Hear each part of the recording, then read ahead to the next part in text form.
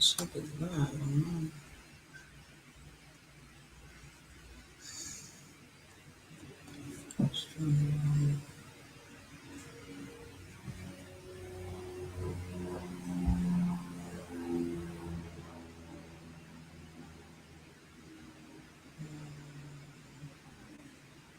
I don't know. Facebook.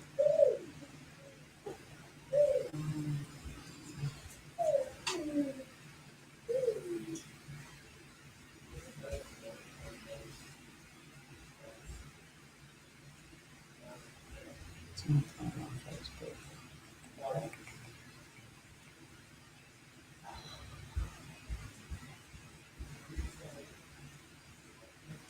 Sharing on YouTube.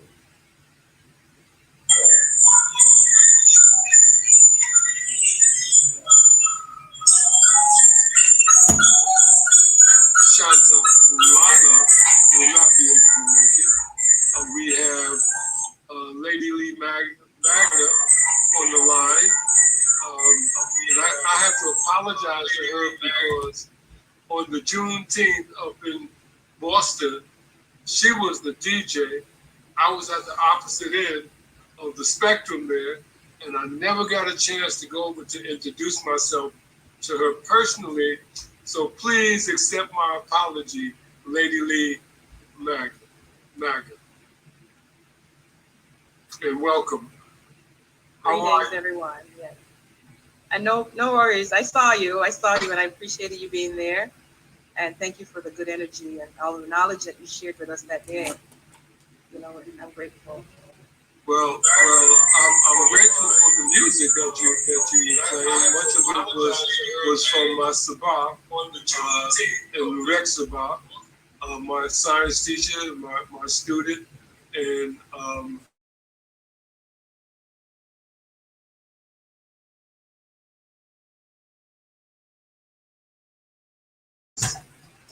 done there.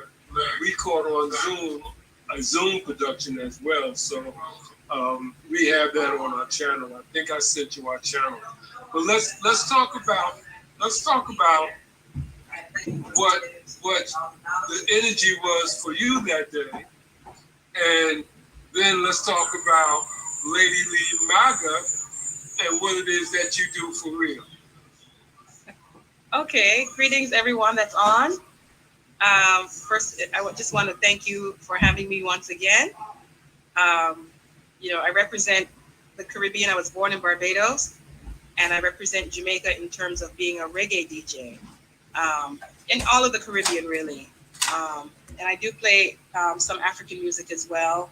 You know, just music that inspires people, um, music that educates people, music that heals people. That's what I'm all about for my sound system. You know, I always go up against, you know, it's a male-dominated field in terms of reggae. So I'm one of the few females in Boston who DJ, and also I'm a reggae artist.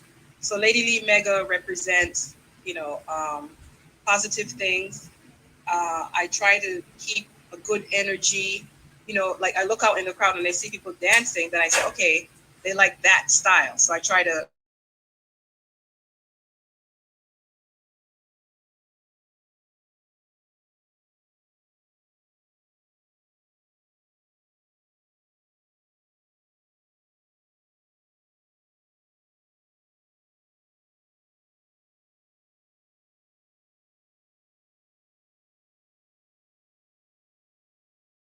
because I know that a lot of the people who are going to be there, especially, we're going to be African American people who deal with, you know, I don't know the right word, but that energy, that type of energy that is about, you know, Nubian life, about African spirituality, about the time and the right calendar. And so I was there also to learn, you know, because I'm still learning as a matter of fact. And, you know, all of the brethren and sisters who were there, you know, taught me so much. Um, it was really a joy. When I arrived, actually, to set up the equipment, I got everything in the tent, and then the rain poured for about half an hour.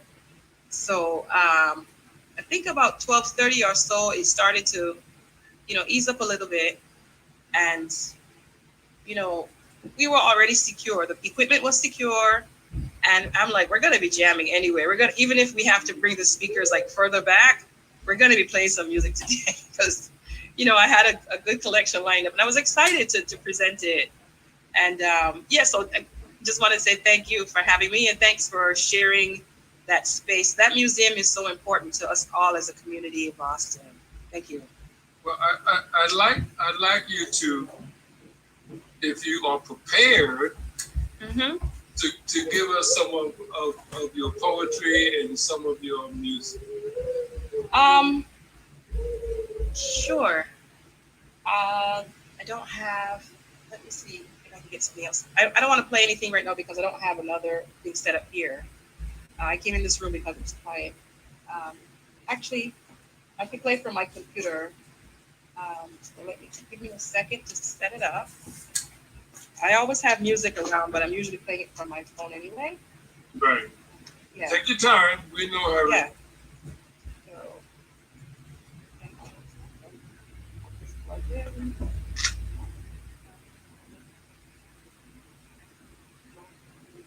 But yeah, the day was amazing. You know, the sun came out, and you know, I like to see people on their feet, you know, enjoying music. Music is such a part of our healing. Music is such a part of,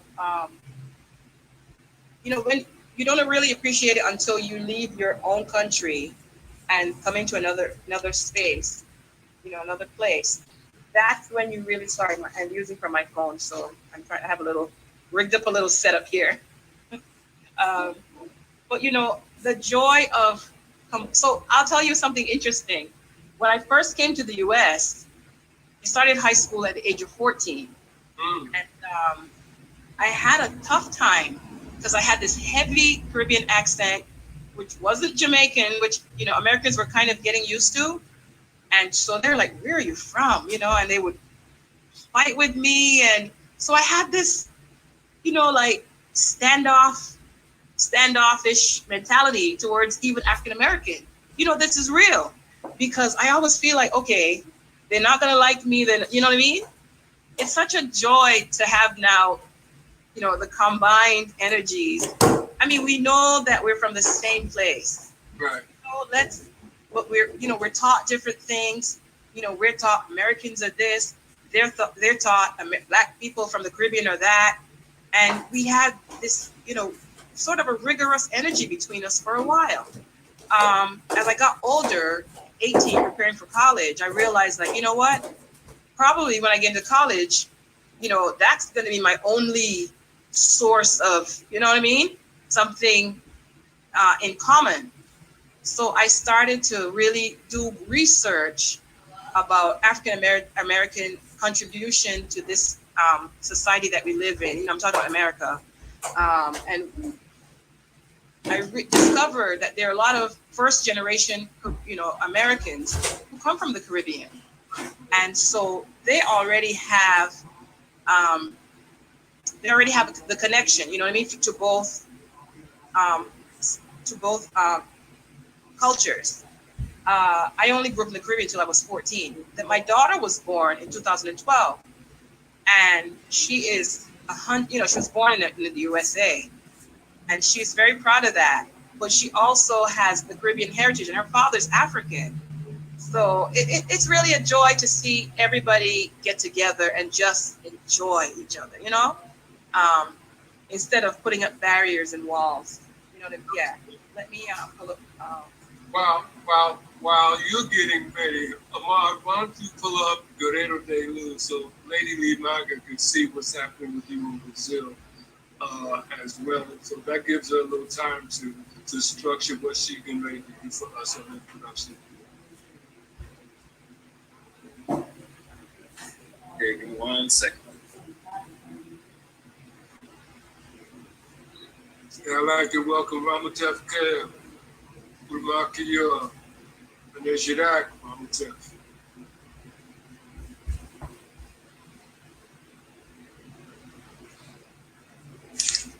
Peace upon the top of my question, Jed, Justin, Uben, FK, on the boot, or my action to everyone.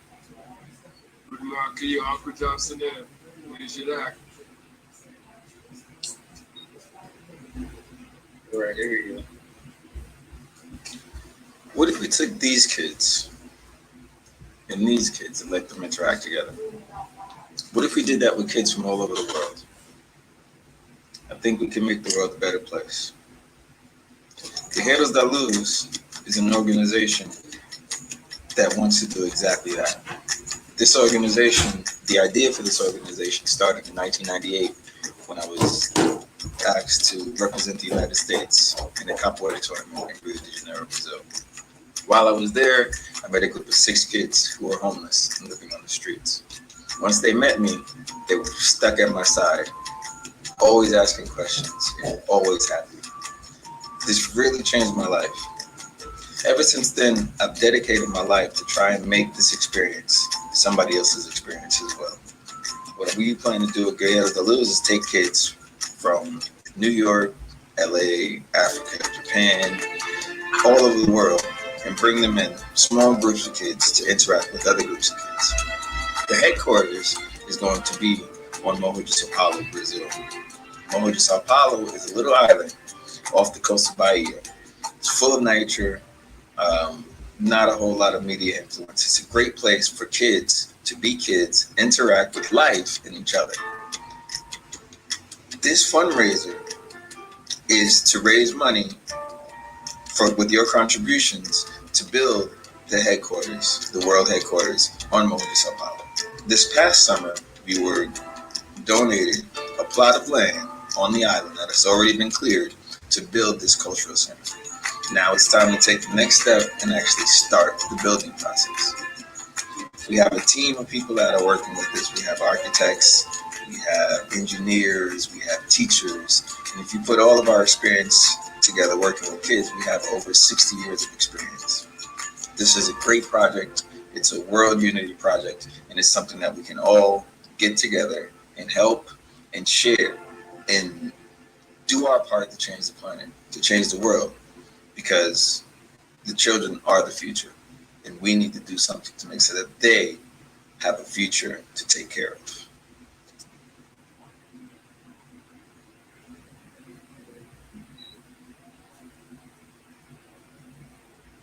And this is what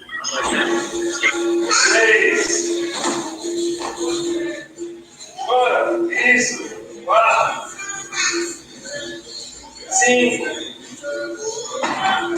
6, 7, 8, 9,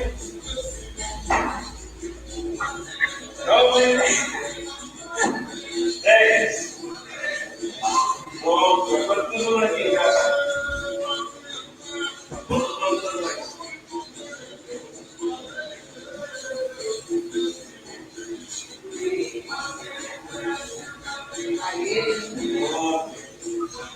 Então, agora a mesma coisa estudando com as pernas mais aqui desse cadeira de lá.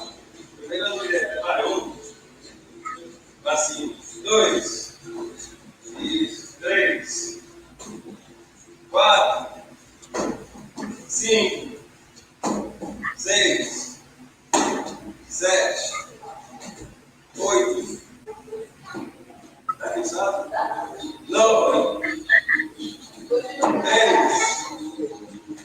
Pronto, segura aí, não cai não. Então agora você vai pegar essa perna direta, você vai levantar e abrir e deixa aqui aí.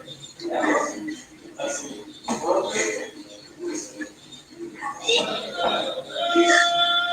Pronto, vai. 1, 2, 3, 4, 5, 6,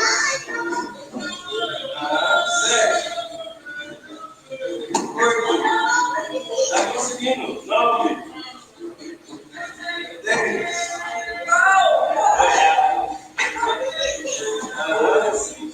Agora eu vou colocar na esquerda. Vai conseguir, vai conseguindo. Bora, levanta o bumbum. Levanta o bumbum no chão, rapaz. Mas faz o treino também, segurar o sinal. Vai, 1, 2, vai, agora. 3, tá cansado? 4, 5, não, 6, 7, 8, 9, 10. Pronto, vai pra frente.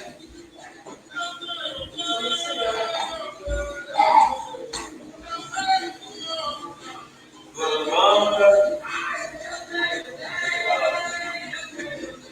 A mesma coisa, só a mesma coisa. Só o que agora?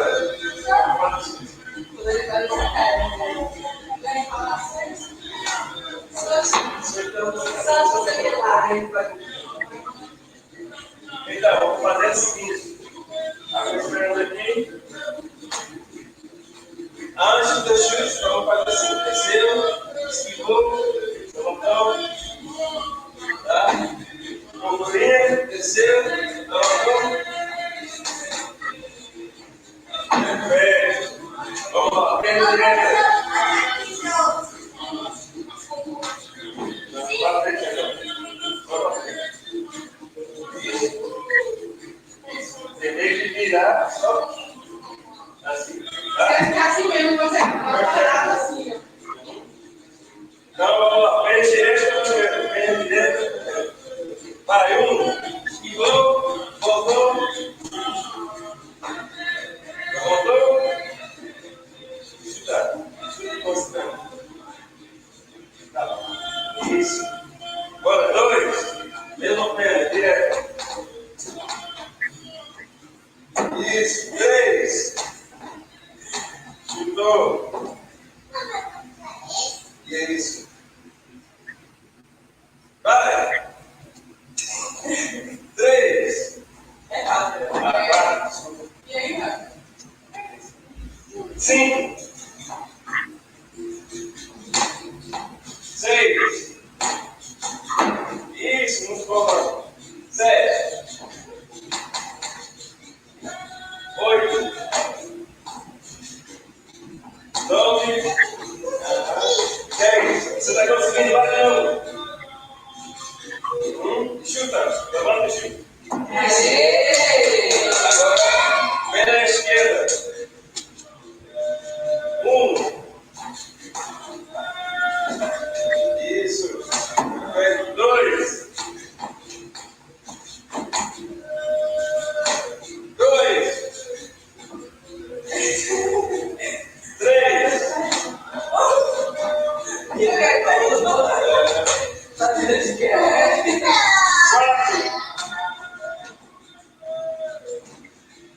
Isso. 5. 5. Vai. Isso. 6.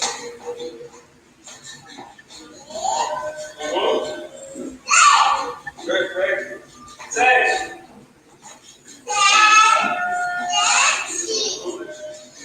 8.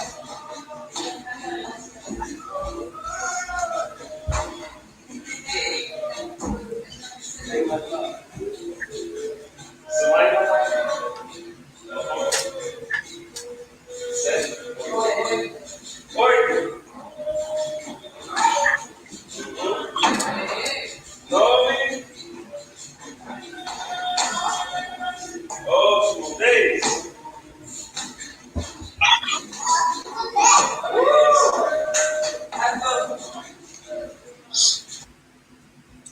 And so that's what it currently looks like here in Brazil. We do have a couple more child students that have come around, but I don't have a video of them just yet. But that's who we are. That's what we're doing. Now you have a production this afternoon at 4:30, 5:30 your time. No, I believe that's tomorrow. That's tomorrow, Friday. Yes. Okay. All right. Great. Great. Thank you. Thank you. Lady Lee Maga, you ready? Yes, I am ready. So, what I'm working on currently are. Your Majesty King Muabdi, welcome.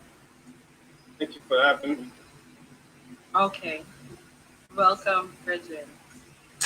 So, you wanted me to play you some of my music? Yes, please. All right. So this song is called Rough Life. And it's really about struggles that Black people face in the Caribbean, in the US, in Africa. It's this album that I did, which is called Revolution Time, is for us, and it represents, our struggles and, love and, our cultures. So this one is called Rough Life. I'm playing it from my computer, so it's not gonna stream through here. That's okay.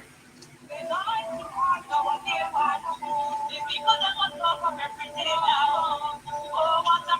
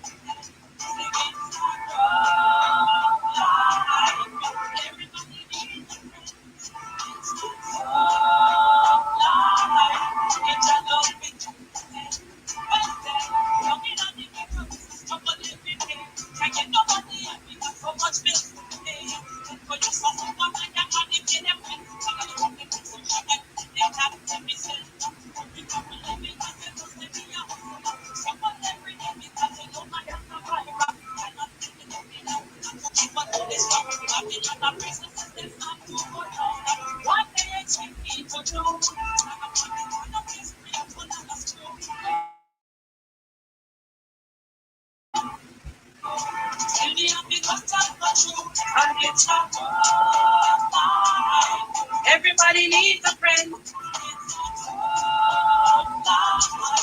In that love we can defend. And it's not all.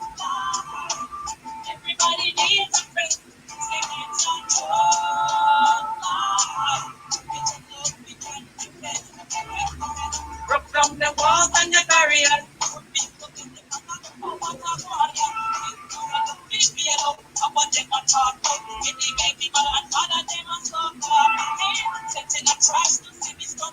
So the rest of that is basically saying they're setting up traps to see me stumble and fall, but Jah is behind me, so, I stand tall, jump over fences and scale over walls. Fit, I stay fit. I don't even have time to ball because it's a rough life. Everybody needs a friend, everybody, rough life. In Jah love we can defend. Jah is the term in the Caribbean that we use for God, or Selassie of Ethiopia, as a Rasta, who we celebrate as a royal king of Africa, and that's how we found our way back to Africa through Haile Selassie's teaching, so that's really how we came in the Caribbean. A lot of us came back to Africa through Ethiopia, and through Haile Selassie and his wife teachings. That was my first real introduction back to Africa, so to speak, and realizing that we have a royal heritage. Right now I took a break from music. I only DJing for the rest of the year. I'm not really performing, and that's because I was going through some health things, and I was getting tired all the time. So I said, I'll take a break, reshuffle, But in the meantime, I'm writing a series of children's books, and it's based on, basically the island baby, life from basically what I've seen growing up in the Caribbean. So the first book is it's literally called Island Baby, Caribbean Child Growing Up. The second book is entitled Teenage Fun. The third book is called Happy in Nature. And that's based on, birds, trees, ocean, wind, and rain. I'm hoping to have these books illustrated by a Caribbean or African American illustrator. The fourth book is called Party Time, and that's based on music and really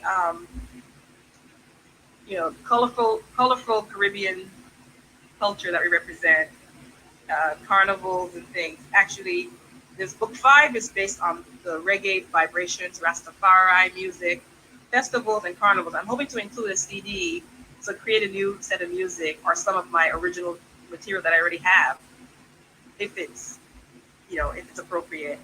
Book 6 is about African American Caribbean children, visiting the islands for the first time. So kind of looking through my daughter's eyes, her experience was for the first. She was running around with my other cousins and her little cousins, barefoot and with the chickens, and enjoying herself, and going to the beach, and what that's like for an American child with a Caribbean parent.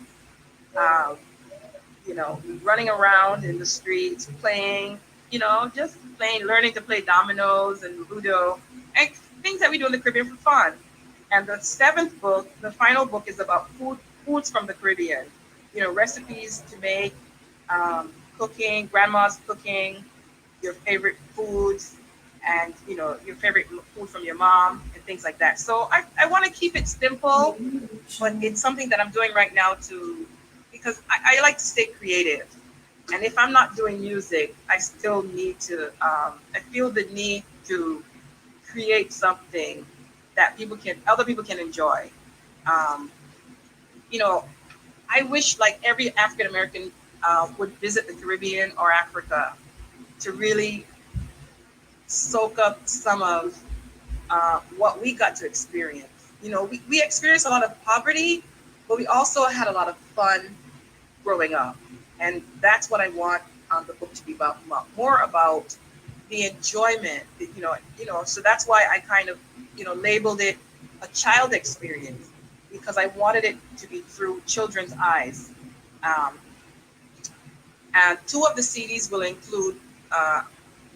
the books will include CDs. So I need to find an illustrator and, hopefully even like the one with nature could include a CD that has just nature sounds. You go to like certain gullies, you hear the water rushing when it's raining. You go to the beach, you hear the ocean. You wake up early in the morning, you hear the chickens and the birds and things like that.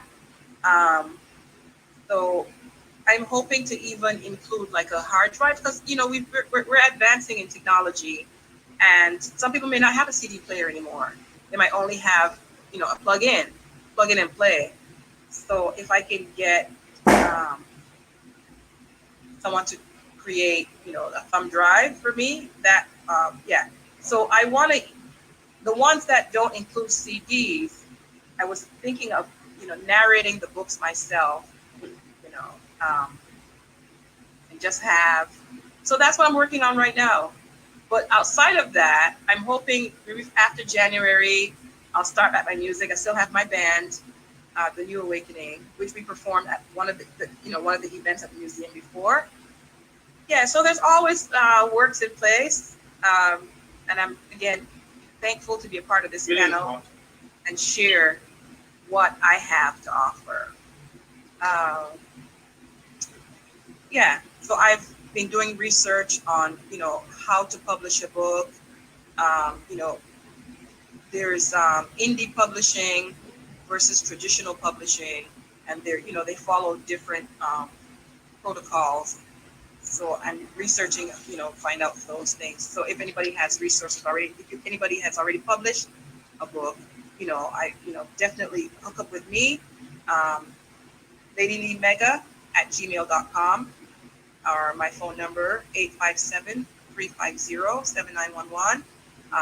And share resources. Or by the time that I publish my books, if there's somebody else who has also written and wants to publish and needs the information from me, I'll be happy to share it as well. I wanted to maybe add an eighth book, which is talking about, schools and how we used to walk to school, because we all walked to school. Nobody had cars. So I'm 51, so at that time, we all walked through like this gully, and the sugar canes were like, they seemed like massive trees. We were little kids and things like that were fun. How we used to break for lunch and run around all day outside, as opposed to here where it's winter when we go to school. I think like the books will be for everybody who's curious about what it was like to grow up in the Caribbean. And again, African American kids who have Caribbean parents but haven't had a chance to visit, can still get a view of that. Yeah. So that's what I want to contribute, now. Yeah. So I think that's good. what I have for now. Now, we do have an author in the audience Okay. right now, Berta Olayinka. She will open up her mic and speak momentarily. All right. We also have our television host and ambassador from Nigeria, Yes. Jonathan James, who just hosted a very significant event for World Humanitarian Day. And we also have another guest, another audience participant out of New York, Basan, and Miss Yinka is also from out of New York. I want to open up the mic to Chaplain James for a moment because you were speaking about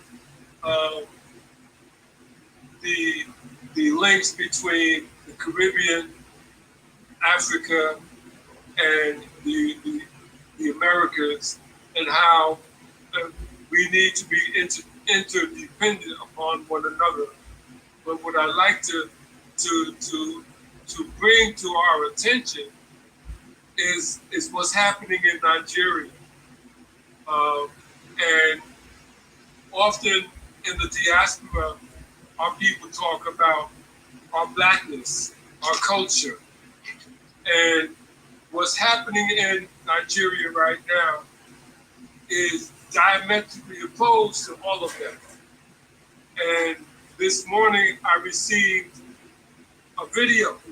I got one yesterday as well from the massacres that are happening in Nigeria right now. Earlier this year, I was asked to help organize an economic development conference to be held in Nigeria.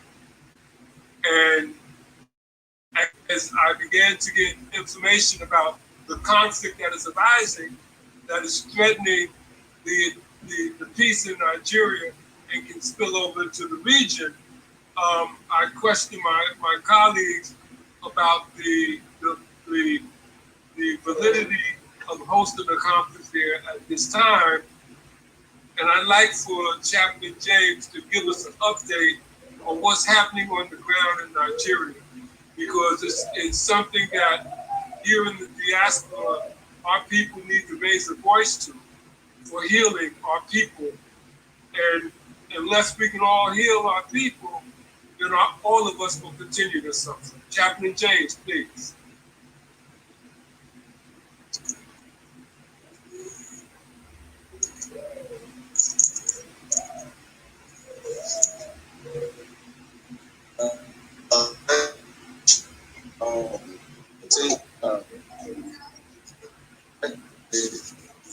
Your audio is breaking up.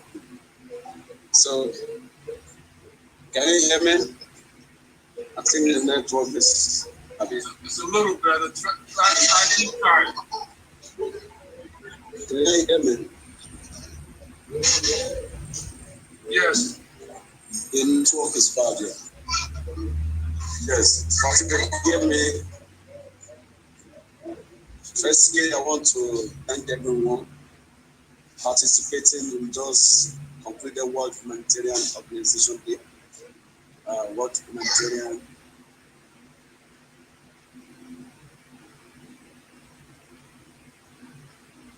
We lost your feed.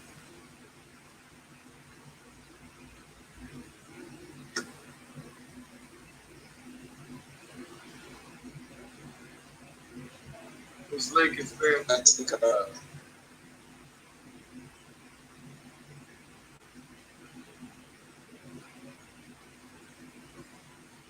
your audio is not coming through, Chaplain.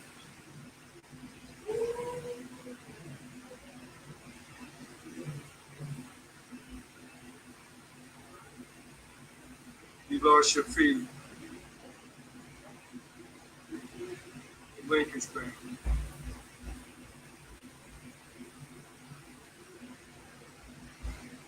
While we're waiting for Chaplain James' audio to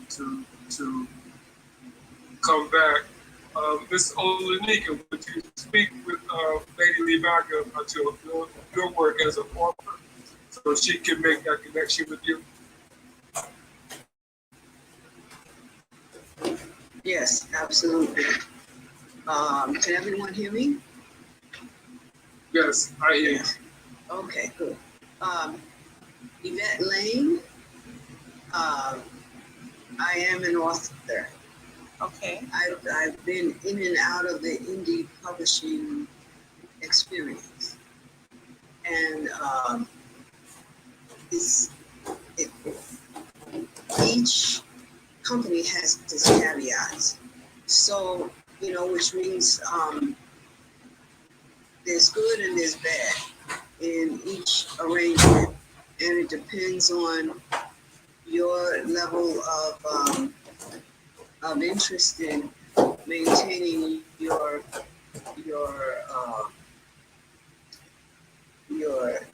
creative intellectual property that and that goes into film and video, and who has the rights and how, and if you have illustrations, who owns them. There are many things to look at, and eventually what they do is, sign up with us and we'll yes, we'll publish your book and etc. And you don't even get access to the final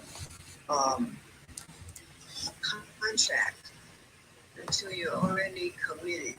What you need to see is the final contract. What does it say?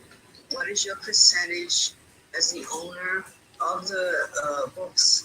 Of the again, intellectual property. The written material is always yours, but other materials, they can really. I had to pull a book back because they wanted my illustrations. I said, forget it. I'll figure out another way to publish this. And because the illustrations were very personal to me, and in the development of what the publication material was saying, So just, yes, I heard you say your phone number, but if you put it in the chat, I could definitely connect with you as well. I'll put my phone number and my information in the chat. And so, but I'm curious, where are you located? What city? I live in Boston, Massachusetts. Oh, very nice. I've never been there. Huh? Or I've been there only once to a conference at Harvard. But yeah, the point is, I have some good buddies in that area. So that's okay. And so, please, we'll connect, and I can give you different scenarios about what happens with independent publishers. And okay. The key to all of the independent publishing piece is that having a publicist, or having the time to act as a publicist, is really key to the promotion of your material. So there are little things that, is good material, and very interesting, by the way. I live in New York City, spent 20 years in Brooklyn, a very cultural area. So it's important.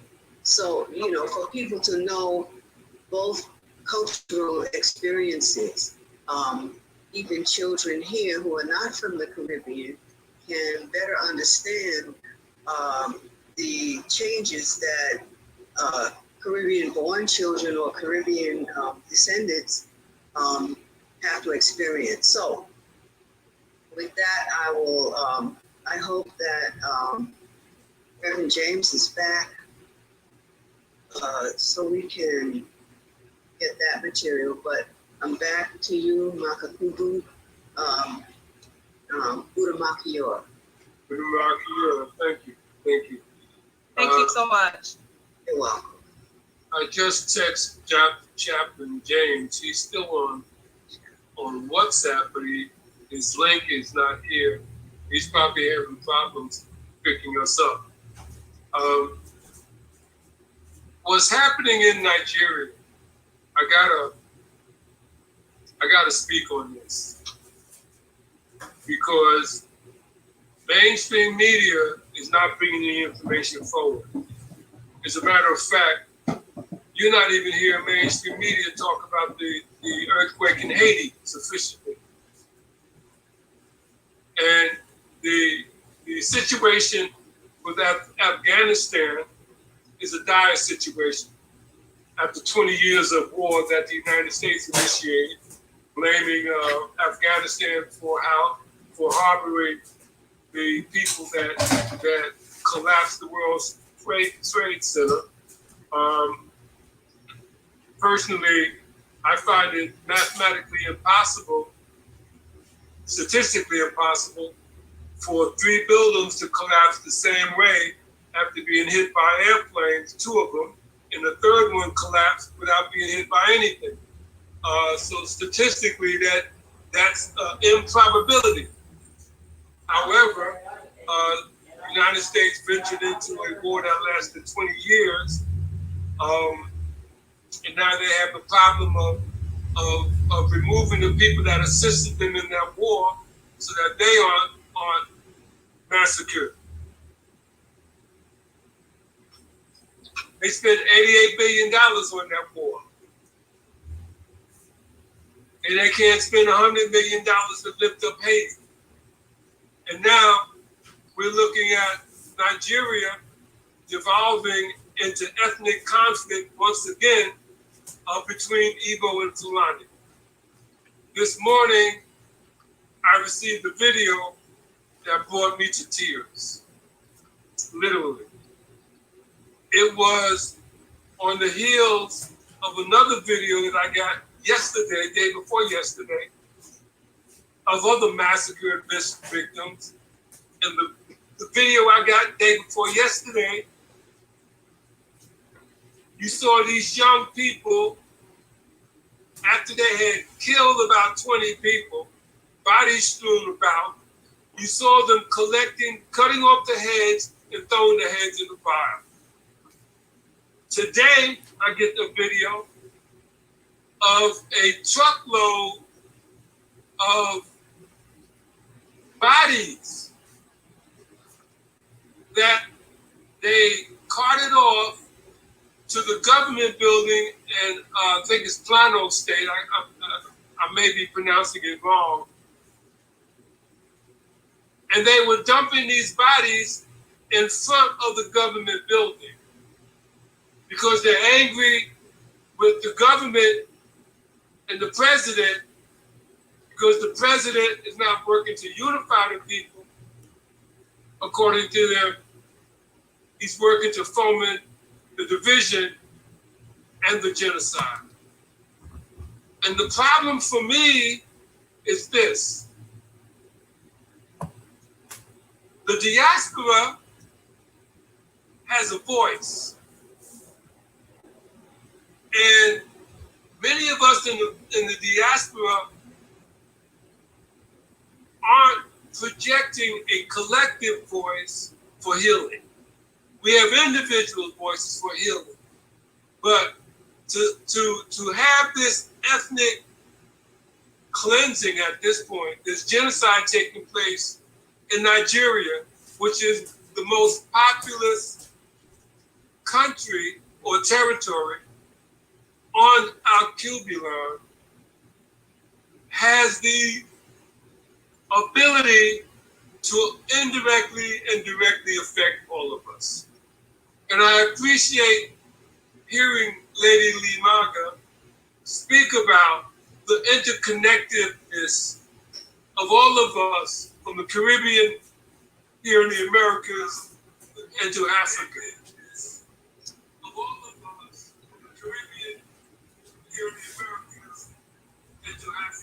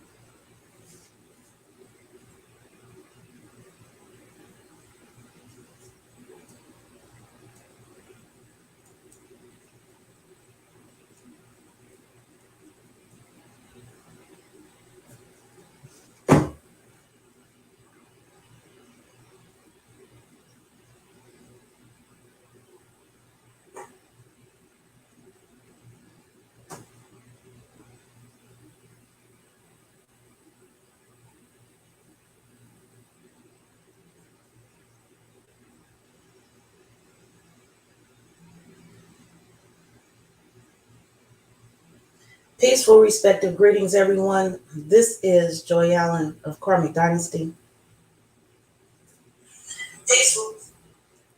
And the video will be back up shortly. A few moments, please. Gratitude.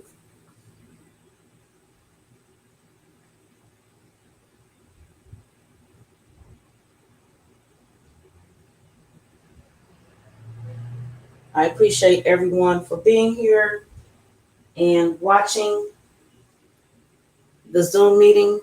I found my voice with Van Miller. Recording in progress. Songs like Few the moments, one please. that was just played for us, speaking about the friendship that needs to be developed, the love that needs to be developed. Those types of songs need to be developed and produced more, because the industry in the United States has co-opted the rap genre, even so much that the NAACP gave awards to some of the rap artists who sing songs about killing and desecrating our community and our women. And they call themselves the National Association for the Advancement of Colored People. That doesn't advance us. And I don't want to divert too much attention to the negative, but the negative has the ability to swallow us whole. So I want to share that, and I want to thank Joy Allen for live streaming this on Facebook today. It's an honor to have you do that for us, and I thank you so much. Please open your mics. Ramutef, give us a prayer for humanity, please.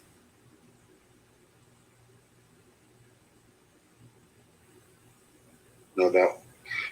Before I begin, my Hesi, my Shaku, my affirmation, may I have your permission to speak, Elder?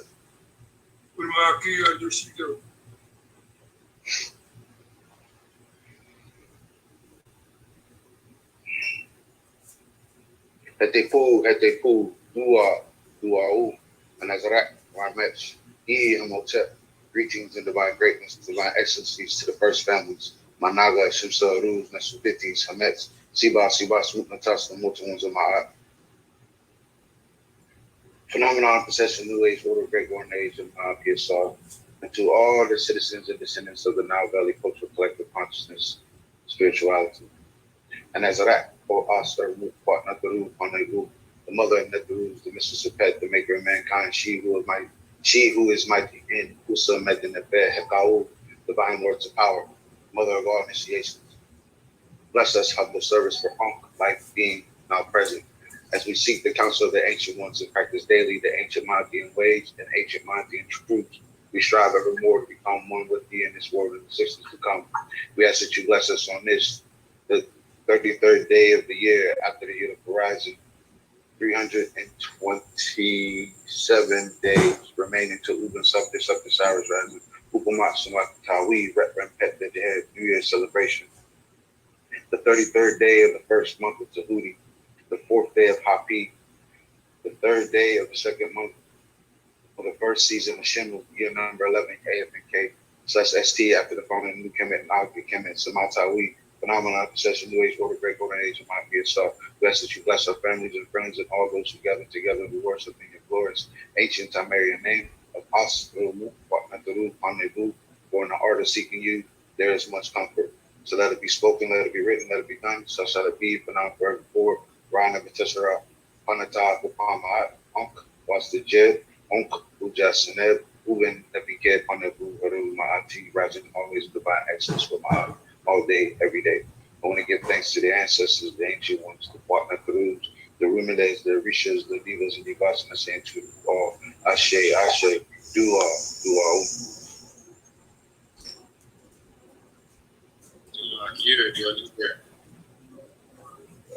I'd like to welcome our next guest, who was on the production flyer, Regine Bellinger, and she posted something that caught my attention from out of South Carolina, Charleston, South Carolina, which is where she resides. And Regine, why don't you speak to us about that vibration that you posted and how that impacted you, and tell us a little about yourself as well. Hello, everyone. Thank you for having me. Thank you so much for that introduction. My name is Regine Bellinger. I am from, hey, Amar.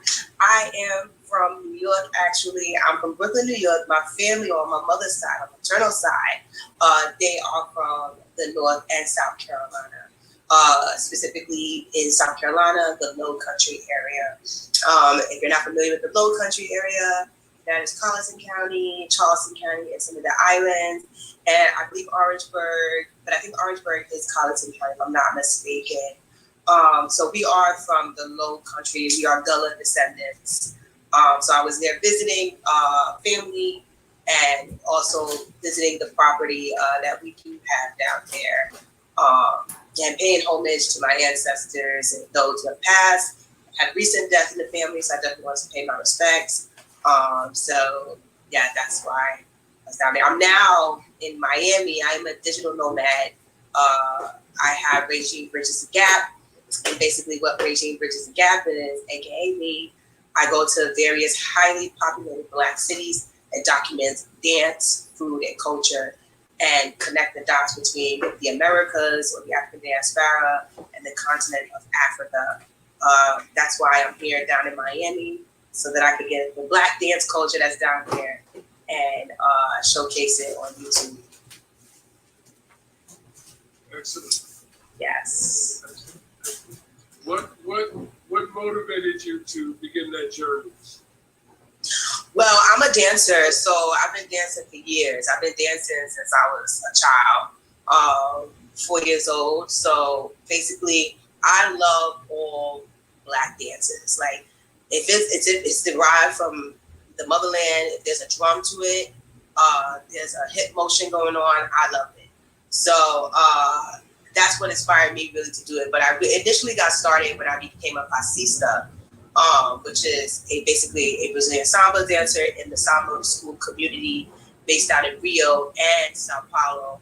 I became a pasista in Rio for about 3 or 4 schools. Now I'm currently just in one. I dropped out of the other schools. I really, really love the school that I'm in right now.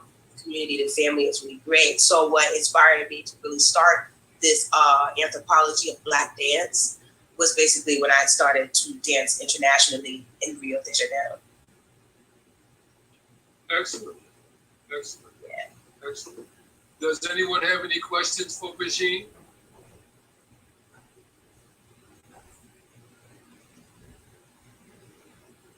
I think my question would be how long you've been dancing, and have you been to any Caribbean islands to share what you have, your gift? How long have I been dancing? Well, I'm 30, so I've been dancing since I was 4. I went to dance school in New York City, trained in jazz, traditional West African dance, hip hop, and Caribbean dance. Yes, that's actually one of my first loves. Because I'm from Brooklyn, you have a lot of various Caribbean islands. I used to parade in the Kiddies Carnival in Brooklyn. I know it's not the same as a Caribbean carnival, but it's the closest, I guess, that you can get there. So I did do a lot of dancehall and I did do a lot of soca. I have not been to the Caribbean specifically to dance, but definitely to visit, as my dad is Jamaican. So that is on the list, actually. And that's literally on the list for this year. It's for me to go to the Caribbean and actually like share, knowledge, exchange knowledge, and put, the Caribbean on my blog as well. That's like top. And believe it or not, if we're gonna consider Caribbean, there are a lot of countries that are not in the Caribbean, but they are surrounded of the Caribbean. I know Guyana is one of them. Guyana is Caribbean culture, even though it is in South America. But I guess the closest to being on land is Cartagena, Colombia. And I know a lot of people are like, oh, well, isn't that that's like South America? Yeah, but that city is very, very, very CARICOM. I think they're the most similar to Dominicans, to be honest. They have very similar culture. And they have a love that I've never seen in any other city that I've been to for African dance. And dance hall is big there. They love dance hall. Dance hall, reggae, soca, they love soca. I have never seen a fusion in a city like that. That city has a fusion and it's amazing. So I consider them very like Caribbean and CARICOM, that specific city. But that's the closest as far as being on land that I've had with like contact. But no, it's on the list though. It's definitely on the list. Grenada is up next. Yes, and hopefully you'll visit Barbados. Yes, that's where I was born. So I'm a little partial to Barbados and Jamaica, of course, because the dancehall scene is fantastic. Exactly. I've been there a few times too. Thank you for answering my question. No problem with that. Thank you. And I wish you continuous success on your journey. Thank you so much. Well, that's the Lady Lee Maga that's asking me those questions. She's from out of Boston. Nice. And I just want to make you aware that, and I'll start with the awareness with this. Ramutef Nefer, Happy New Year. Oh, and the year, and we're speaking about our cultural year from the Khushite Khemetic time construct, the year is 6,261. Wow. So that means that based upon our time construct of our ancient ancestors, it means that right now, for us, this is the 7th millennium. Wow. Okay? So 6,261 ST, Smai Tawi, S-M-A-I, Smai Tawi, T-A-W-I. Smai Tawi in antiquity meant the unification of Upper and Lower Kemet. In this day and age, Smai Tawi means the unification of the upper and lower consciousness, Udama Akayur, line of the new dawn, the vibratory frequency of spiritual liberation. And that liberation is based upon us freeing ourselves from over 2,000 years of spiritual enslavement. Many of us attribute our enslavement from 1619 to 2019, a 400-year period spoken about in the book of Genesis in the Bible, 15th chapter, 13th through 15th verse, where it says, your seed shall be a stranger in a land that is not theirs, and serve them and afflict them for 400 years, and they shall leave with great sustenance. Many people attribute that great sustenance to physical wealth, but the sustenance that speaks about is spiritual wealth. And many people, when they quote their verses, they skip the last line, which says, in that land I shall judge. And we have on the line 3 people, actually 4 people, who were at the beginning of the Ramutef, which began July 25th, up in Boston. Ramutef, Lady Lee Maga did the music, she was the DJ there. And Joy Allen was there, and I was there. So I wanted to share that with you because of what you said about documenting the vibratory frequency within our people and different cultures. So as you journey, you can add that to your journey.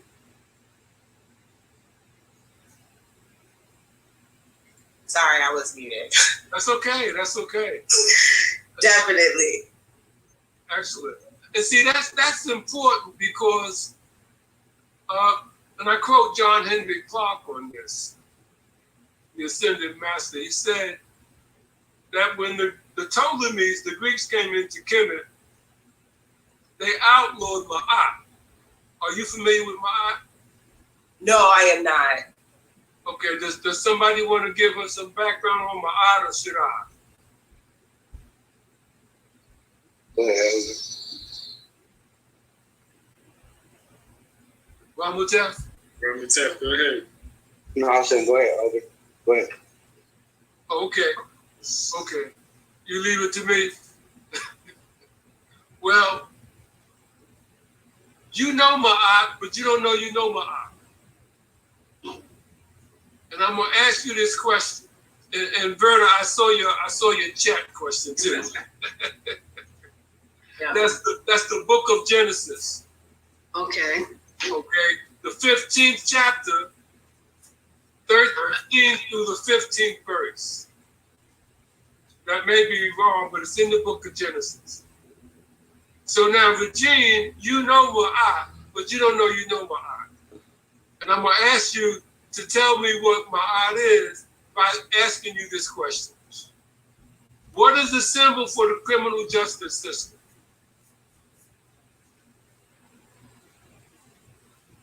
Isn't that a balance scale? Yes. Yeah. That's Ma'at. Oh, wow. That's Ma'at. That comes from our ancient spirituality. And you know Ma'at because you've heard the preacher in church talk about judgment. God's going to judge you, okay? Judgment, and the reason why you mentioned the scales, because Ma'at, M-A''A'-T. Ma'at is the weighing of the heart against the feather of truth. In the judgment scene, that's Ma'at. So when you say, yes, Ma'at, the scales for the judicial system, what you are saying is that they have stolen one of our most sacred and ancient spiritual symbols. And Dr. John Henry Clark speaks about that, saying that when the Greeks, the Ptolemies, invaded Kemet, the first thing they did was to outlaw our ancient spirituality. So now you have another piece of the foundation to add to your journey. Now, the woman, Ma'at, is traditionally cast as a woman, but Ma'at is not a woman. See, judgment is the grace and mercy of the Most High, which means that you have a chance to plead your case, although your case is being pleaded after you've gone through the Wasket Ma'ati, the double holes of truth. So Ma'at is depicted as a woman, but she's not a woman. A woman is used because a woman has compassion. And judgment is an act of compassion by the Most High. So now, that's Ma'at. And you have to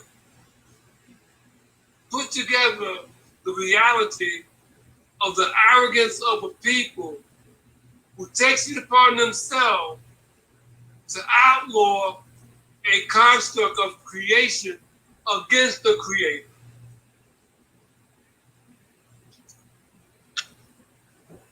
And the most difficult part of that reality is our people accepted it.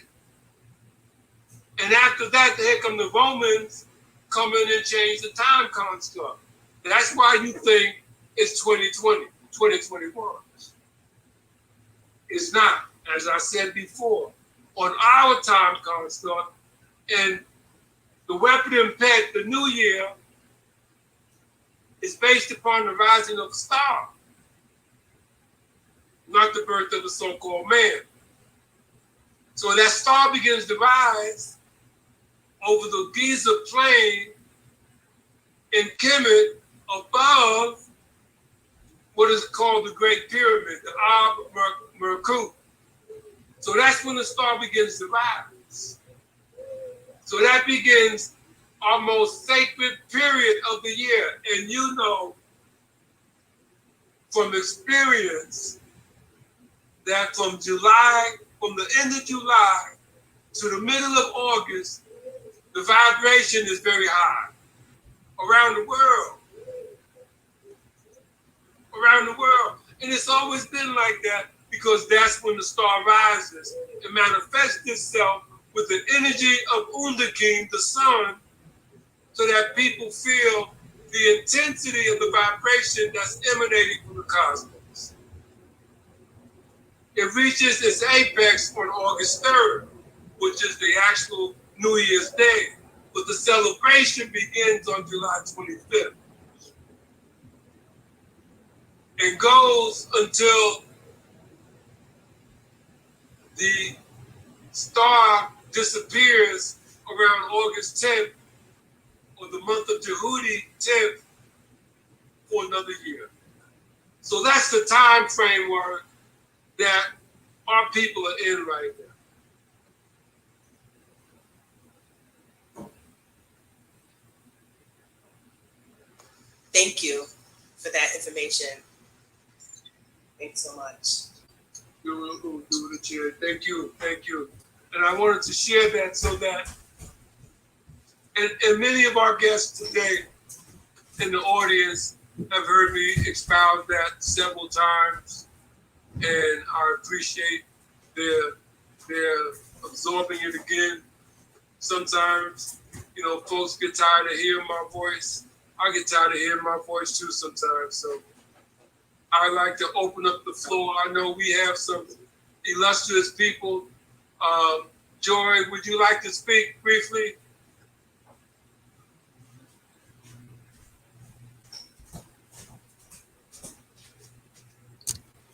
Peaceful, respective greetings, everyone. I'm keeping it brief. Udama Akeyor, streaming live to Facebook and YouTube today through my platform. So I'm not sure if we're experiencing an echo, but this is a great opportunity to test. I'll play back the video and check. I appreciate Van Miller for being in the space she's in, to be willing to share her voice and her platform with other audiences and other people. And I appreciate working with her and Makakuvu and Ahmad as well. Again, peaceful, respective greetings to everyone. Gratitude. Do the chair.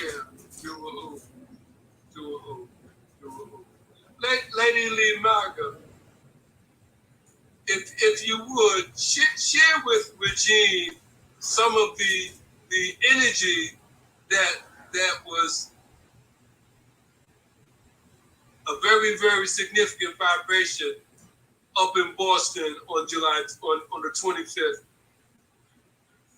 Sure, thank you. So we started off, it was rainy for a little while, but eventually the sun came out. It was really great because it was a collection of people from all around the different African societies and cultures in one beautiful space. It was held at the African American Museum of Artists. And it's a space here in Boston where we're very lucky to have. I believe it's still, I believe it's still a nonprofit, but don't quote me on that. But anyway, Mr. Barry Gates, who is the curator for the museum, spoke again about the unity of people and the importance of all of the gifts that we have individually when we come together and use our talents for the benefit of our people, we're creating history in that moment. And so that was one of the things that I learned, to appreciate my own craft and to appreciate the crafts of others. Because sometimes, like there's a lot of people who say things like, you're never appreciated in your hometown and things like that. And we get those in our head. Like, okay, then, why should I bother? Maybe nobody's going to appreciate me. And then if you're operating that way and then you can't travel, then you don't have a desire to be creative. I'm coming from a Caribbean background, so I soak up everything that is said for people who are, part of the American experience, who are celebrating our ancient ancestors' contribution to us now. If they didn't have anything then, we wouldn't have anything now. Another thing is that, I was happy to be asked as the DJ for that event. So I played a lot of music that was from the Caribbean, but also, an ode to the sun rising, the Happy New Year celebration. And it was very positive. There were vendors at the event, a woman who lives in Atlanta who essentially sells crystals. And I bought crystals from her online, and I didn't realize it was the same woman until I heard her voice. I was like, oh my goodness, it's the same lady. So, the universe works in mysterious ways. Kavaya and Jarif, who are artists here in Boston as well, they performed. They did, each did drumming, singing, and basically acoustic sets.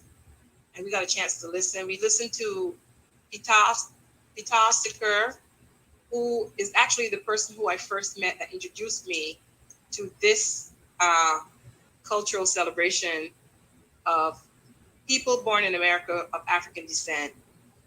And, I really appreciate being from the Caribbean and being included in this, because it's something that I've always dreamed of.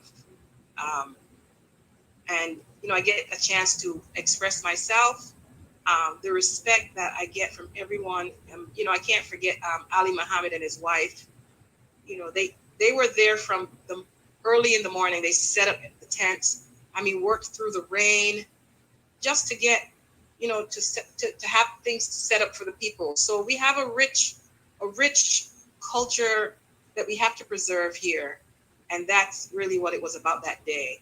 And learning about the calendar and how we've been given this other calendar and how we need to get back to learning about where we are really in time, and the alignment of stars, sun and moon, and the relevance of understanding nature and that everything runs in a cycle.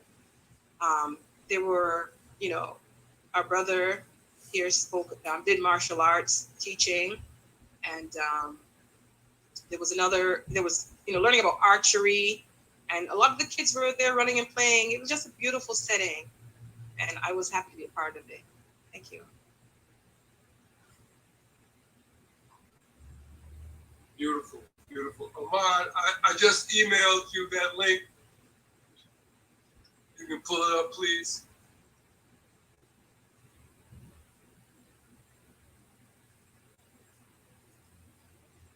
Do you see it? Wait a minute. No, it hasn't showed up yet. Hang on. I just realized what I did. I don't want to tell you what I did because you'll laugh. I sent it to myself. Oh, yeah, that's not gonna work. Hang on, please. Hang on, everyone. I wanted to share this with you guys. And I was trying to do it while Lady Lee was speaking, and I fumbled. So just hang on.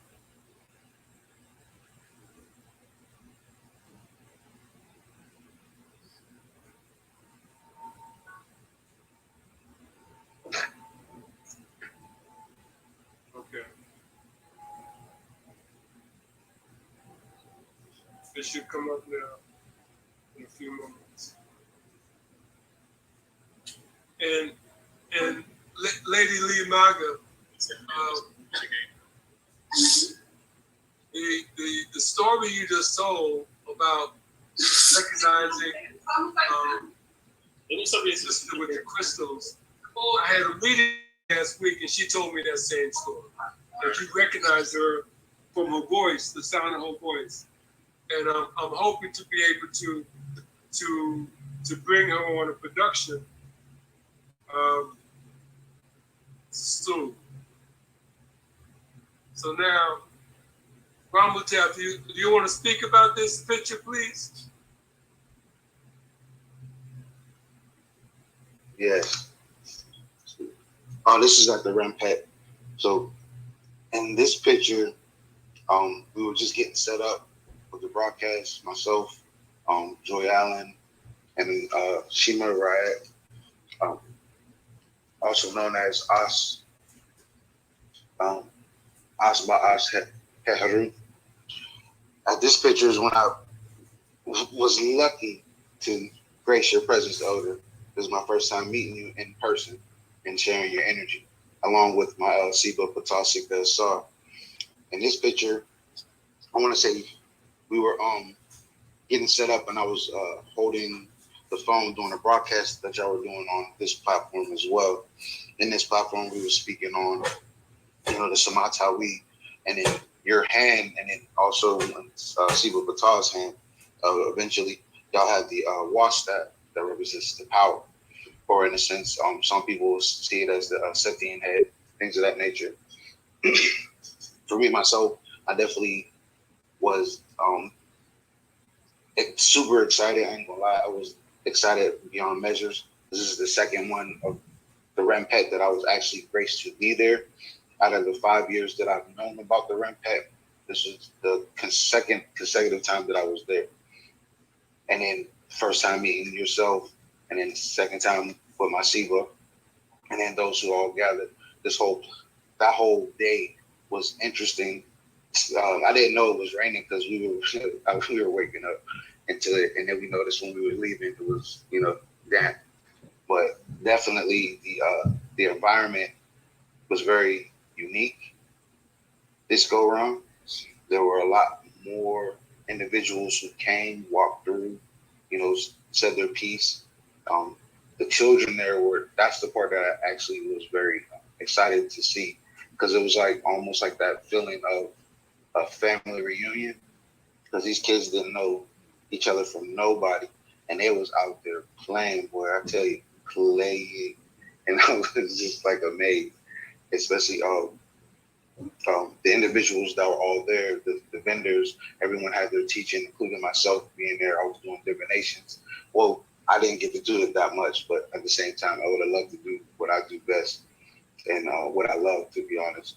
But my heart was in meeting with folks, seeing how everybody was vibing. If folks had questions or wanted to know what was going on, I did my best to give them the information while I was containing all of my excitement.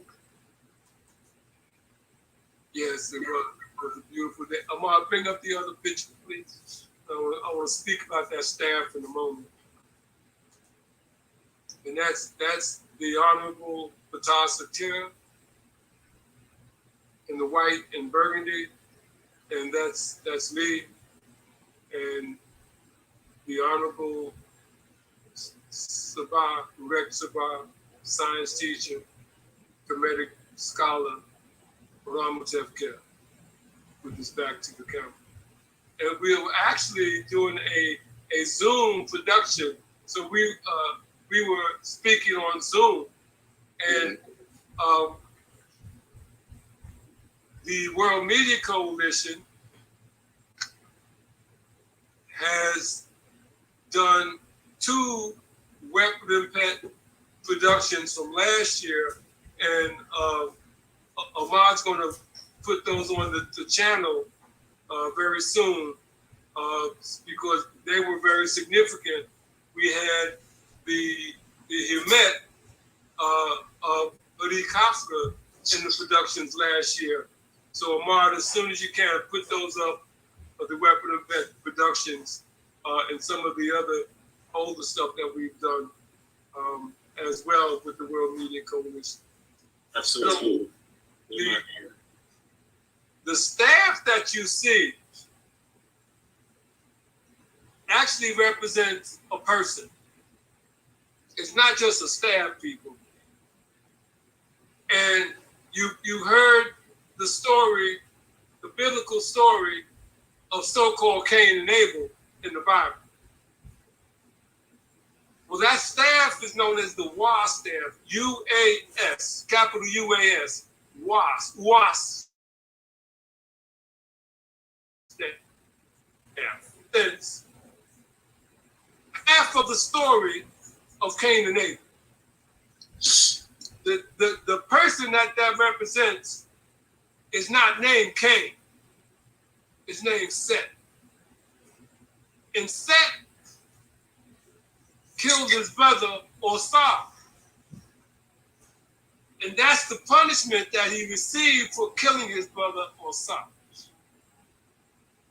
Now, I want to share with you the reality of that story. Because you know the reality of that story, but you don't know the reality of that story. That's how shrewd our imprisonment is, our enslavement is.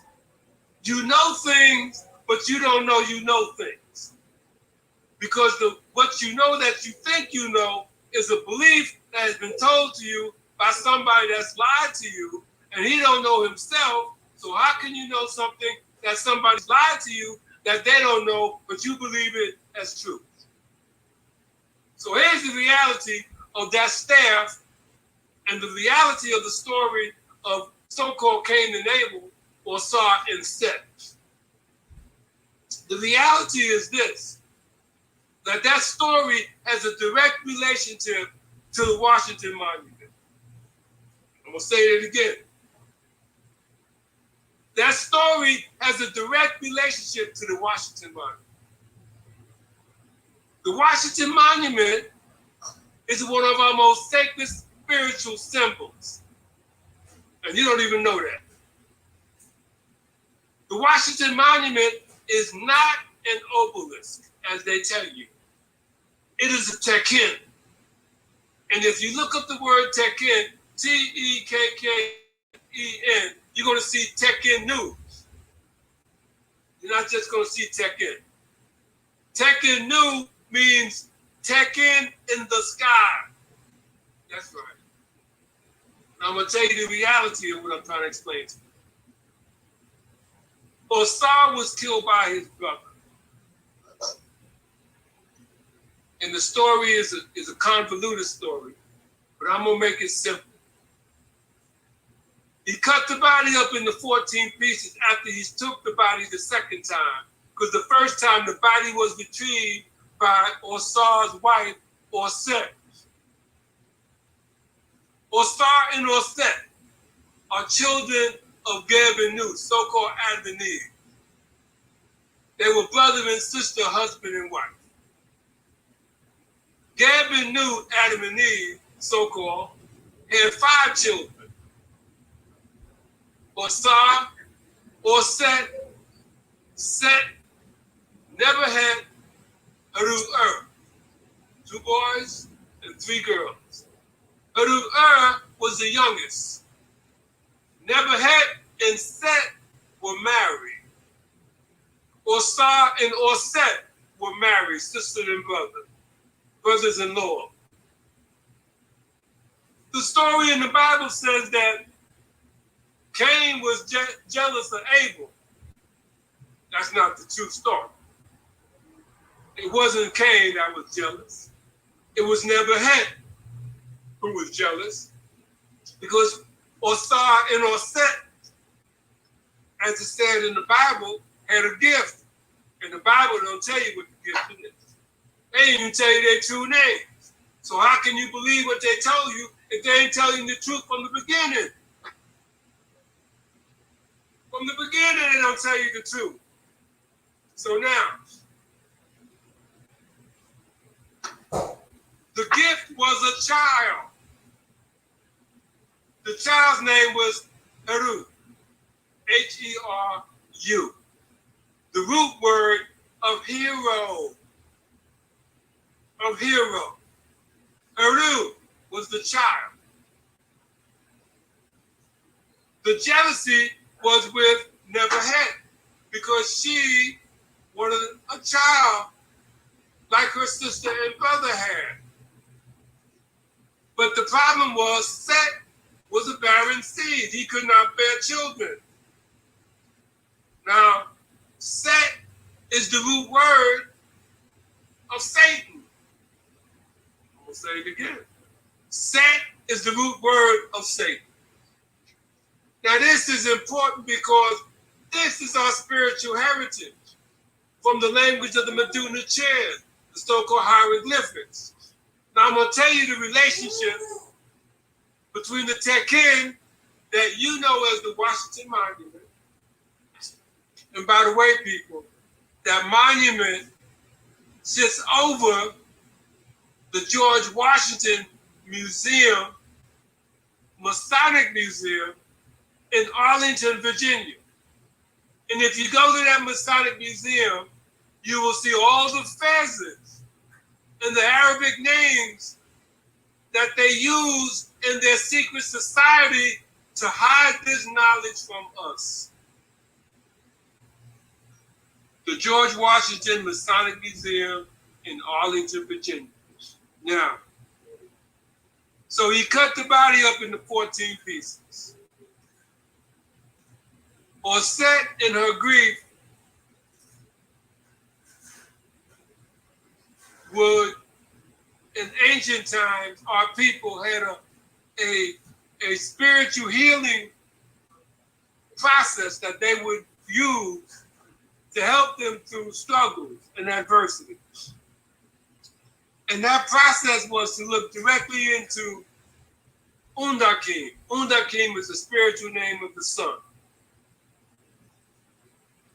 In their grief, they would put on the mask of Sekhmet,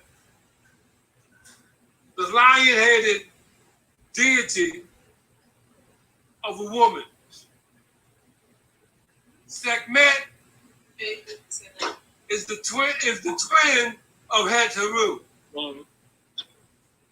So now, when Set went to gather the pieces of the body of Osar, or her husband, and the reason why she was looking for the pieces was to complete the resurrection ceremony. She could only find 13 pieces. That's why they tell you that the 13 is an unlucky number. It's not. 13 is the number of resurrection. The number of resurrections. And you know 13 as the resurrection because you've been taught that so-called Jesus had 12 disciples. And he was the 13th one, and he resurrected. So don't be confused, people. We're talking about Ma'at, the weighing of the heart against the feather of truth. Truth is Ma'at. So now, she could only find the 13 pieces. 13 pieces. The 14th piece, she couldn't find.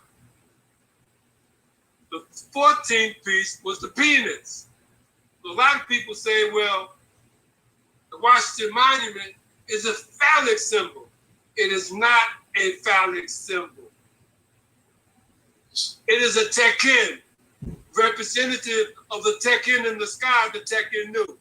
Because in her grief, with the mask of Sekhmet, where she would put on her face and look up at the sun, the Tekin in the sky was revealed to her.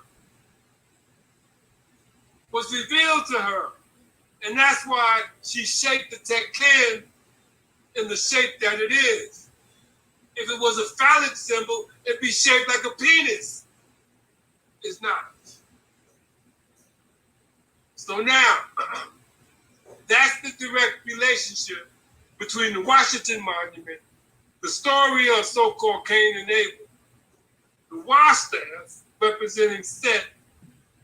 And when you hear the preacher say, Satan, I bind thee, now you know what Set looks like bound. No arms and legs.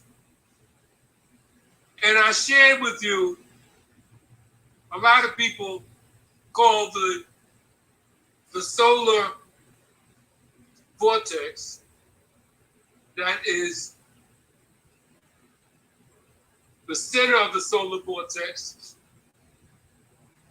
is what is known as the sun, or Ra. It has a spiritual name, Undakin. Urma Akiyo Nuki Meska Ra Uba. Urma Akiyo Unaki Meska Ra Uba. That vibratory frequency, line of the new dawn sun, as you look into Undakin, heals and strengthens your third eye. And you hear me speak about Urma Akiyo, line of the new dawn.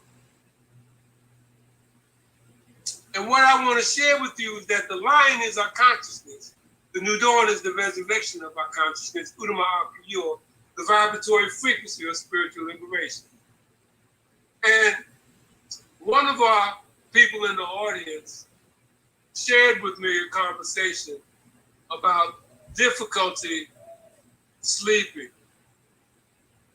I'd like to ask her, Miss Barbara Harton, to open up her mic, because I shared with her some vibratory frequencies that would help in her insomnia.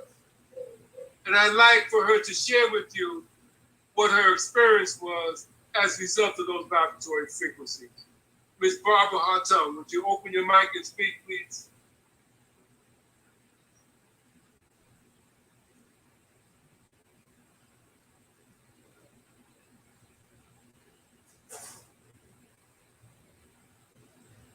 Can you hear me, Barbara Harton?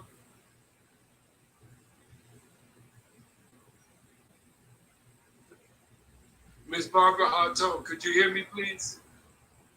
Okay, finally. Thank you.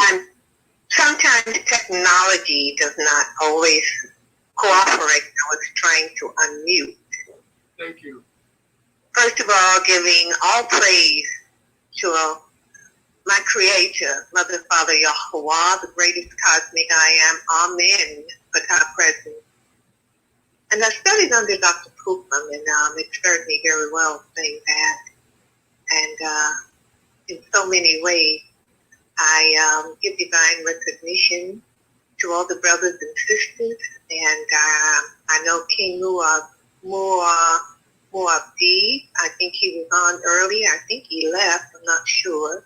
Yes, he did. Yeah, but it's always a pleasure seeing his pleasant face. I was hoping his seeing would have been with him because I enjoy seeing them together and their background. But it's such a pleasure listening to all the voices I've listened to before and the new voices. So inspiring. But I know you wanted me to address my issue of insomnia, and I'll be honest with you, I haven't found that relief yet. Maybe I'm not doing something right. Maybe I need to listen to it in a certain way. Maybe, I don't know, every night or whatever. So we can talk offline on that, and you can guide and direct me so I can get the blessings that you truly send. But I do know that we're living in the best of times and the worst of times as a people. You see everything that's happening across the globe. No need to repeat it because I don't want to spend my energy giving energy to it. But we know what is going on. And it's a spiritual war. And in any kind of war, you have to know your enemy, and they are an enemy. So we are the victors because we're on the side of the Creator. And when I say we are the victors, I listen to the young lady who has all the books, who's singing, and she's taking a break because she had to, see to her health. But everything that she is doing is about connectivity. And when I listen to the young lady who's dancing, it's about connectivity. When I listen to Ahmad and what he is doing with the children, it's about connectivity. And it's connectivity on the highest level. It's not guns and bullets. It's on spiritual tools that are so much stronger than what they have to set against us. And because we are spiritual people, our Kibuan, we are winning, and they don't even know it. Our people, our individuals are traveling all over the Caribbean, all over the States. They're brave. I want to be that brave. And connecting with people. And when you talk about nature and seeing children laugh and play, that goes back to who we truly are as the indigenous people. It's in our DNA. And that is so inspiring. And I just give you all the kudos and pray for you. And what is going on in Nigeria, it's the same MO. They're using us to kill one another. They did that in Rwanda. They're doing it in South Africa. It's nothing new. And we must know that. But what do we do? I would like to really, because I believe in prayer. I believe in prayer. And that comes from us. I believe I would love for us to come together on a specific day and time, set a time, have certain prayers that we would pray on a regular basis. What can we do otherwise? Because we all those courses, all those heads, it's horrible. But we must get into the battle something, and prayer does work. So I would love to see us get together and do something like that instead of bringing the news of all the bodies and the heads. We know that. It's nothing new. They're going to continue to do that. But the more they do, the worse they do is the signal of their demise. They know they're not going to win, so they go back to their drawing board and try to do something even more dastardly than what they're doing. But we cannot give up. We must get into the battle together, and I know that's the key. I know that is the key. When we pray together, do something together, we are united on the spiritual battle. And Makakuvu, I know I love your classes. I love what you're saying. In Africa, we learn through the griot. And you are the griot. I cannot say I know everything and understand all the words because, we've been stripped of our knowledge. And when you continue to teach, and I never tire of hearing you, I'm in a classroom. So you are the griot that's teaching us on a regular basis about the time construct. 6261, going to remember that. And I did have a great intention of being in Boston with you. You didn't know, I didn't tell you, but it was my intent to be there. But there were some things that came up that I had to deal with. But this is so important in my life because it tells me really who I am and living the presence of the Creator, living the truth. That is so important to me. So I thank you and all the other brothers who are teaching the truth to our people. I'm an avid student. So I thank you for this channel that we're allowed to do this. So so much. Thank everyone for being a part of the Media Coalition Legacy Builders Zoom Television. Found my voice, Top Dead Ma'at, the illustrious Van Miller. And you know she's not here, she's doing that. And I want to thank Amar. Love you all. Let's stay strong. Let's stay focused. Let's win this on the spiritual level. I pray for the well-being of our enemies, so our victory over them will be down throughout the universe. Udama Akayu, a line of New York.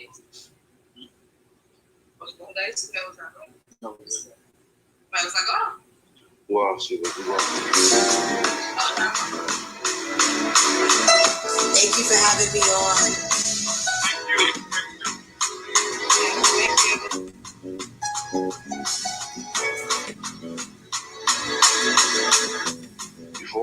Before we close out, a few words. It's kind of funny how when I was before the broadcast came on, a lot of it came into existence, which I'm kind of like, very kind of speechless. So what I always do weekly, in a sense, I always think of what advice can I give to the next people for me being a star watcher or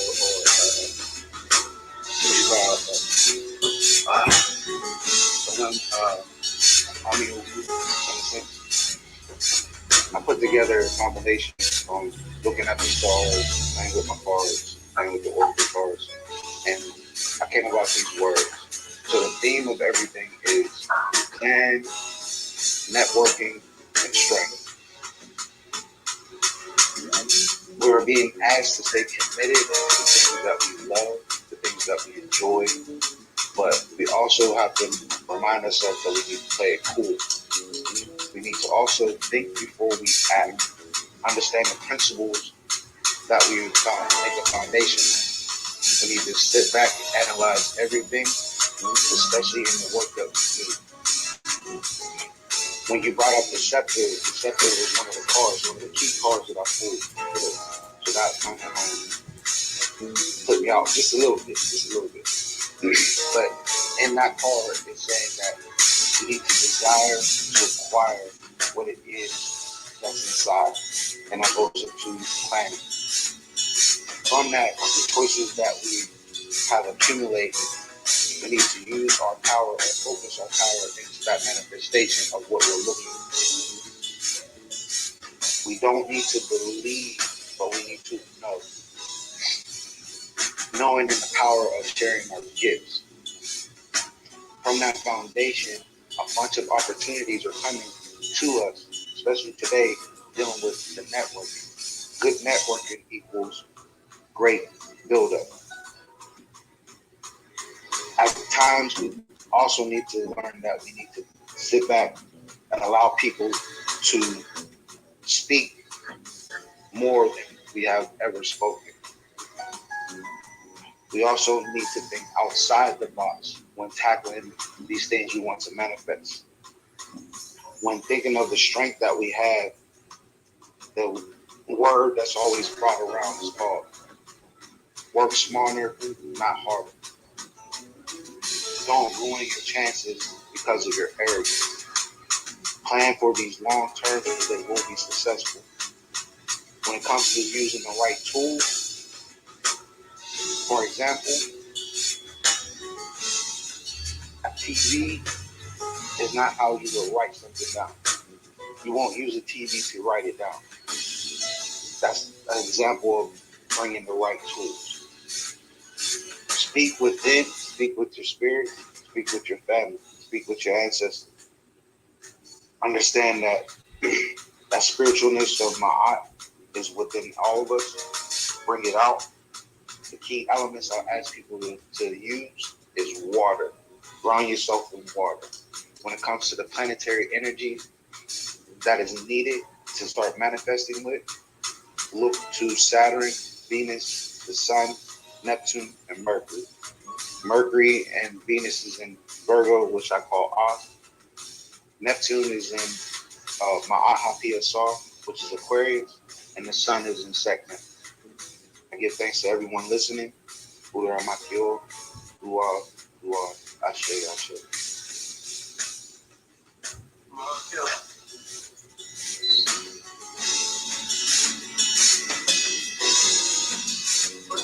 Thank you.